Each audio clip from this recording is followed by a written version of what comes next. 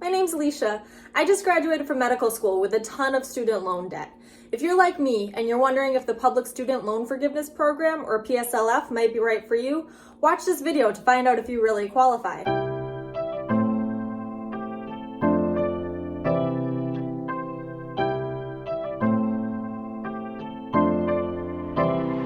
So this is something that I've been looking into a lot over the past few weeks, and it turns out that there's not a lot of advice out there specific for doctors or other professionals with a residency program. With that said, the rules of PSLF are exactly the same no matter what job you're doing, so this video should apply to pretty much anybody interested in the program. Before we get started, I'm going to read you the definition directly from studentaid.gov.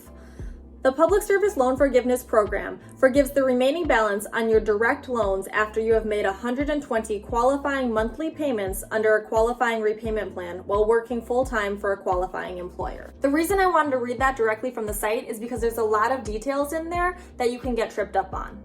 Today, I'll walk through this with you and help you make sure that you really are eligible for forgiveness with this program. There are 3 questions you need to ask yourself to determine if you qualify for PSLF. Number 1. Are your loans eligible for forgiveness? Only certain types of loans can be forgiven with PSLF, specifically direct loans. This means that they were given to you directly from the government. This can be any type of direct loans: direct subsidized loans, direct unsubsidized loans, direct consolidated loans, or direct plus loans. For anybody graduating from medical school right now, the vast majority of your loans should qualify for this program. Not every type of federal loan will qualify though. Certain types of federal loans, such as the Federal Perkins Loan and the Federal Family Educational Loan, don't qualify for PSLF. So if you're like me and you have any of these types of loans left from your undergraduate education, you would need to consolidate them before they would be eligible for forgiveness with PSLF. In order for you to be eligible for any type of loan forgiveness from the federal government, you need to consolidate federally. Reconsolidating your loans privately will automatically make you ineligible for any of these types of programs. That's really important, so I'm going to say it one more time. If you reconsolidate your loans with a private lender, you will not be eligible for PSLF or any other federal loan forgiveness program. There certainly are good reasons why you might want to refinance privately, but if you are considering PSLF, this will disqualify you. One more thing to note with consolidation is any payments you make on ineligible loans before they are consolidated do not count. If you're planning to pursue PSLF, be sure to federally reconsolidate early.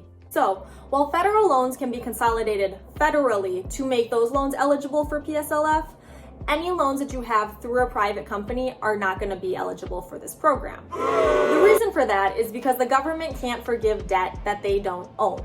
If you aren't sure what types of loans you have, log on to studentaid.gov. There you'll be able to find a list of anything that you've borrowed federally, including all direct loans.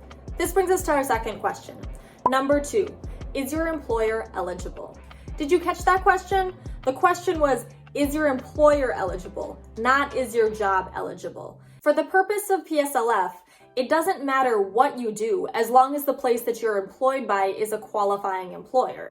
To meet this requirement, you need to be employed directly by either a governmental or a nonprofit agency.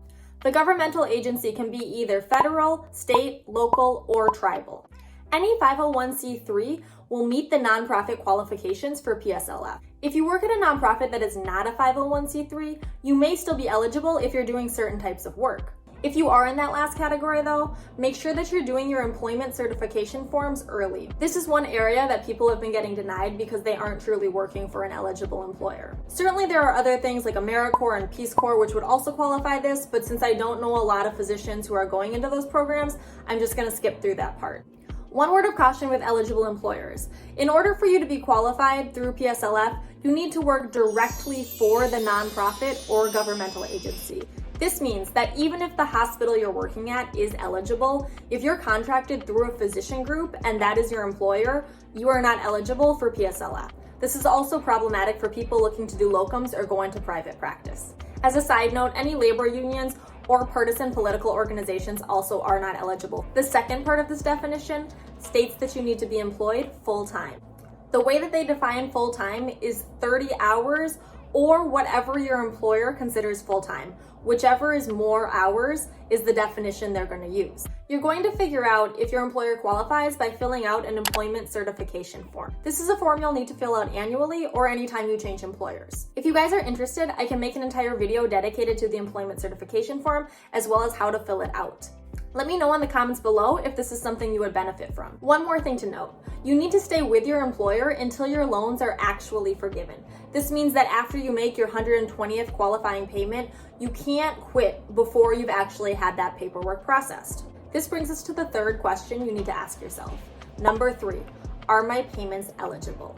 Before your loans can be forgiven, you need to make 120 qualifying on-time payments. Your goal for the next 10 years is to make as close to that number of payments as possible. Any additional payment that you make past that period because your payment didn't qualify is just money you're throwing away. The way that you avoid this is by making sure that your payments qualify. The first step is by making sure you're on the correct type of payment plan. This means that you should be on an income-driven repayment plan, such as pay as you earn, or repay, revised pay as you earn. Technically, the standard repayment plan would also qualify for PSLF, but it really doesn't make sense to be on this payment plan since you would have paid off all your debt at the end of 10 years anyway. Where people have been getting into trouble is with the extended and graduated payment plans. These payment plans are not eligible for PSLF and would not constitute qualifying payments. However, if you're one of the people who have already been making payments under this plan and meet all the other eligibility requirements, right now there is a temporary expanded public service loan forgiveness program that you might be eligible for. The second part to this is that payments need to be made on time. Any payments made more than 15 days past the due date will not qualify. The worst part about that is you still have to make the payment, but it doesn't qualify towards your 120 payments. If you're late on your payments by even 1 day, this means that you've fallen into delinquency. This means that your loan servicer can report your lack of payment to credit agencies. Even worse, if you don't take care of these delinquencies, you can go into default, which means your loan company can request the entire amount that you owe immediately. Not only that, but the government can start to come after you too. They can garnish your wages, your tax refunds, even your Social Security until this is paid off. The best way to avoid this is by just setting up auto pay. I think that everybody should be enrolled in auto pay. Not only will it ensure that you never make a late payment again, as an incentive, your loan servicer will often give you a decrease on your interest rate of 0.25%. If you aren't able to afford your loan payments, there are other options you can look into. I can go through these options with you in a separate video, but this is something you need to bring up with your loan servicer before your payments become late. Remember, it's 120 total qualifying payments, not consecutive payments. This means that if you need to go into deferment or forbearance, any qualifying payments you made prior to that period will still qualify. Of course, the months that you're in forbearance or deference will not count towards this, so I really want you to think of this as a commitment of 120 qualifying payments rather than a 10-year period. The last thing you need to make sure is that your payments are being made to the correct loan servicer. When you take out a federal student loan, the government assigns you a student loan servicer. These are names you know, like Great Lakes, Navient, Cornerstone. If you are unsure who your student loan servicer is, visit studentaid.gov to find out. Currently, the only loan servicer servicing PSLF is FedLoan. If they are not currently your servicer, you will need to transfer your payments to them before any of your payments will qualify. Thankfully, this is very easy to do. After you complete your ECF form to verify employment, your loans will automatically be transferred to FedLoan. This is just one more reason why it's so important for you to do that form early in the process. Next, I'm just going to talk about a few common pitfalls to avoid. I've seen a lot of people online who try to make a number of payments at the same time. Unfortunately, this is not something you can do with PSLF. If you try to make 6 months of payments at the same time, that's only going to qualify as one payment. Sure, it'll cover your loan so you won't go into delinquency, but it doesn't count towards the number of payments needed to complete PSLF.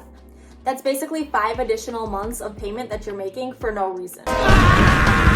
You also cannot make additional payments to get to that 120 payments quicker. This means that any payments you make while in school, during your grace period, in deferment or forbearance will not count towards your 120 payments. The best thing to do is just to set up auto pay and make sure that you're hitting every payment every time. As I talked about in my overview video, it's incredibly important that you're documenting all of this. Even for people who correctly paid their qualifying loans, FedLoan has disputed their claim.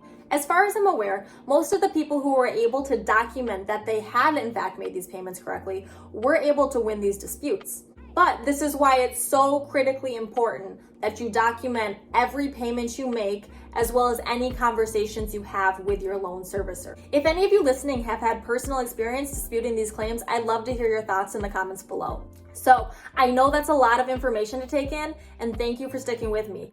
If you meet these 3 requirements, eligible loans, eligible employer, and eligible payments, then congratulations, you qualify for PSLF. Let me know what questions you have in the comments below. If you are currently going through PSLF or have already completed the program, I'd love to hear what your experience was.